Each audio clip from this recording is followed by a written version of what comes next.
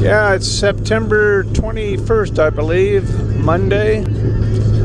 It's about almost 6 o'clock. I got about an hour and a half late start, but that's okay. I took a bunch of back roads to miss the freeway traffic. So where I'm going is up past Big Bear and Fawn Skin and all that to the Jackass 1, 2, and 3 claim. It's a Valley Prospector claim, one of the clubs I'm in, and I've never actually been to this claim. It's supposed to be one of their better ones. The only trouble is, will I be able to get there in my little car? I know some other claims I've been on in Big Bear, the roads were atrocious, so we'll see.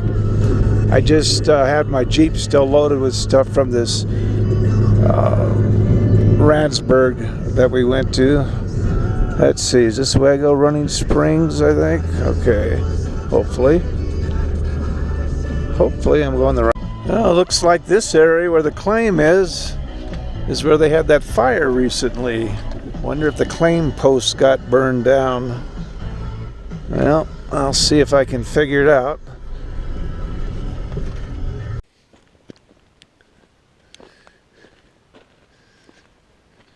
Okay, I'm on one corner of the claim, I think the east end. Looks like a lot of good areas here in this creek. Is this a tailing pile over here? Yeah, it looks like. Yeah, it looks like somebody's dry washing right here. Yeah, it's still all wet. So it's good I didn't bring the dry washer. Just gotta choose where to get started.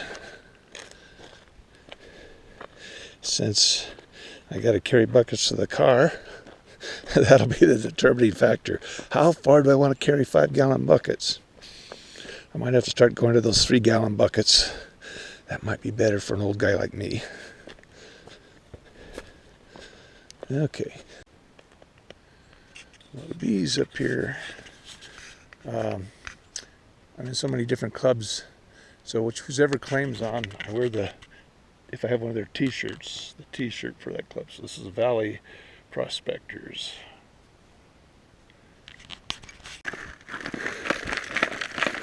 Yeah, I'm up over 7,000 feet up here, so I'm huffing and puffing a little more than normal.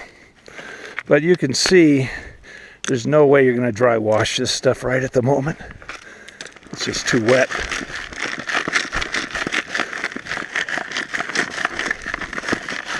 Hard enough just to get it through the classifier.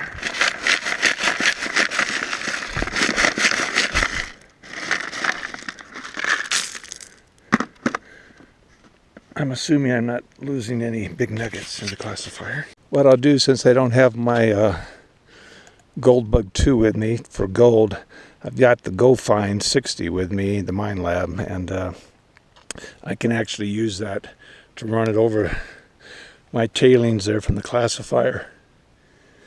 And even though it's more designed for coins, it'll find gold rings, so if there's a gold nugget there, it should find that too.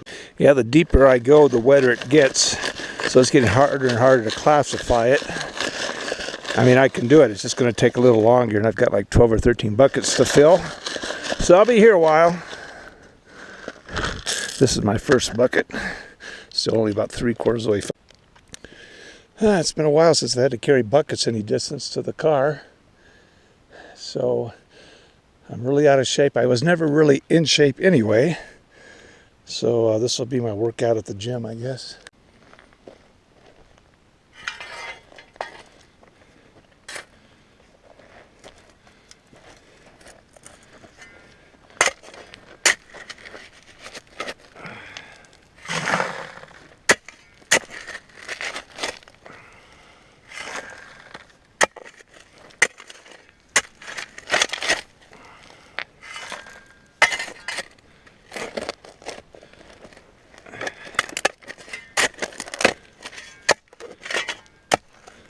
Got to get down to bedrock. But I want to see if any of this overburden has anything in it.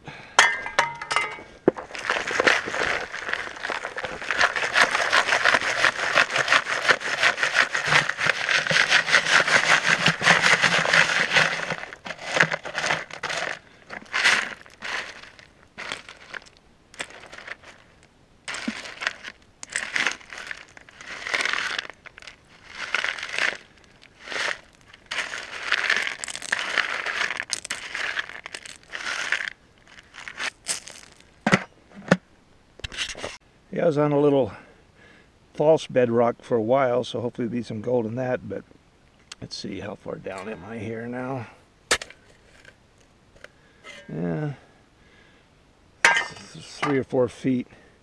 So who knows how deep bedrock actually is. When you're working in a creek, you know how that is. You can have a whole bunch of boulders in one area, and then a bunch of sand and bedrock under that, or bedrock's right there under a little bit of sand. You know, it just varies. So I'll just have to get samples from different spots here. I'm trying to widen the hole since it's getting deeper. I need to be able to stand in the hole better. Make the trip worthwhile. If you don't find any, it is worthwhile being up here. I mean, listen. Right, you heard nothing. Maybe the little buzzing of the bee and that one irritated gnat that's after me. Besides that, that's it.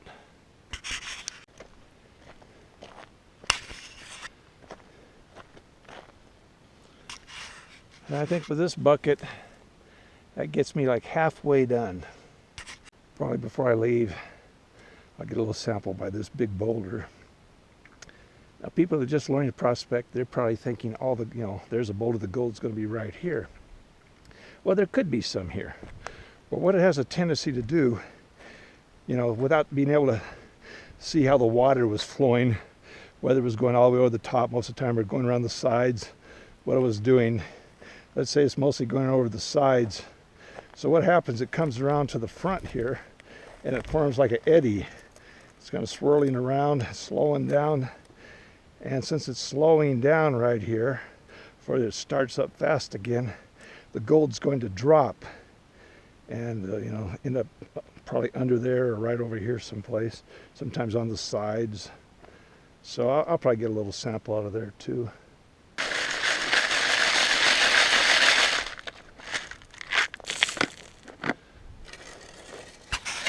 Well, the clouds are starting to slowly form. That one's blocking the sun, so that feels pretty good. A little cooler now for a few seconds anyway. But I gotta keep moving. I gotta stay ahead of these clouds. I don't want to get stuck up here. I never get out. Now that I got a little ledge here, I can dig easier, deeper.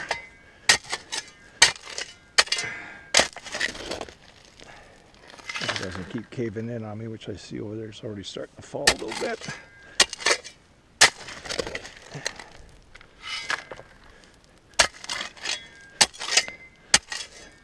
Getting a little harder, which is a good sign.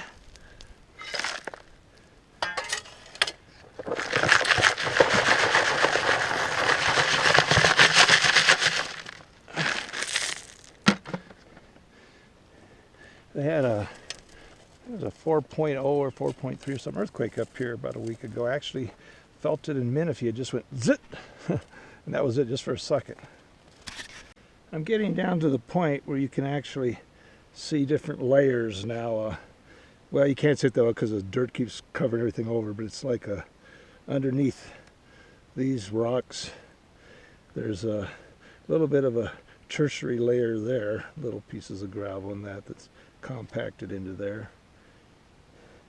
So you usually want to find something like that so the gold would be nearby if there is any gold. May not be any gold at all in this hole. That's the problem. Dug a lot of dirt out of here, but we'll find out. I'm sure there's going to be some. Don't want to get skunked.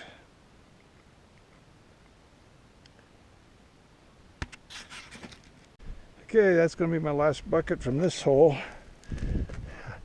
That bucket, I didn't notice, actually has a crack in the bottom. Hopefully it'll be okay. I'm going to just get it just little samples here and there. So I got to take this bucket back. I took that one halfway and got tired. So I get these loaded up. Well, let's make sure I didn't lose any gold nuggets here.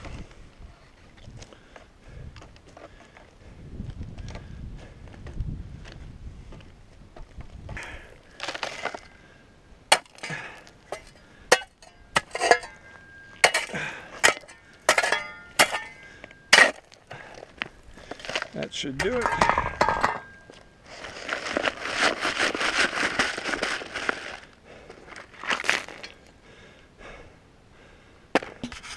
Okay, everything's from hole number 1 except for this one tilted here. That's just from various places. So I got 1, 2, 3, 4, 5, 6, and 8, 9, 10, 11, 12, 13 buckets. Took me 3 hours and 15 minutes to fill them all up. Well, I found the claim post for Jackass 1. Valley Prospectors, Jackass 1. Okay. Yeah, in Holcomb Valley, you know, there's been large nuggets found over the years, but just in recent years, there was a 3.5 ounce and a 5+ ounce nugget found in this valley. So there's still hope.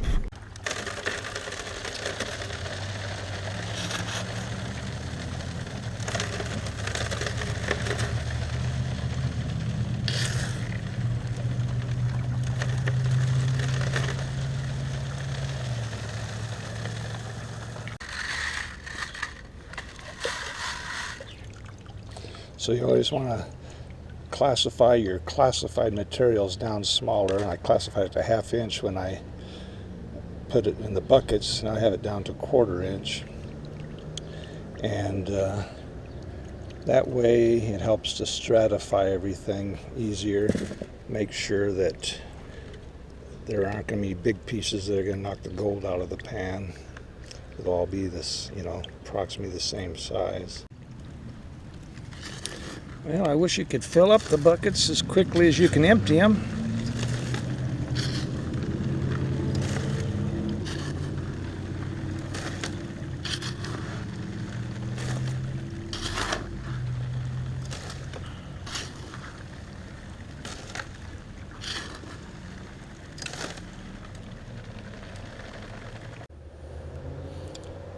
Well, here it is, a pretty poor showing for all that labor.